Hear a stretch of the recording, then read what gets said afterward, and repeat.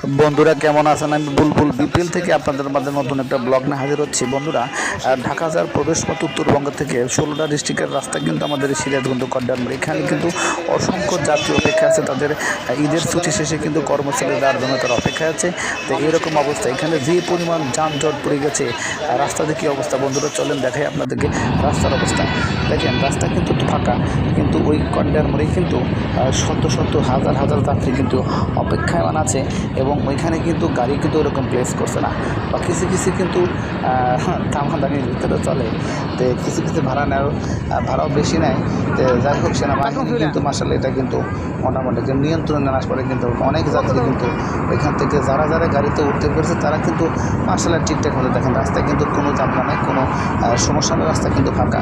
কিন্তু যেখানে bus terminal আছে সেখানে কিন্তু যত সমস্যা, যত বেরিকেড, সেখানে কিন্তু গাড়ি এদিক ওদিক এলোমেলো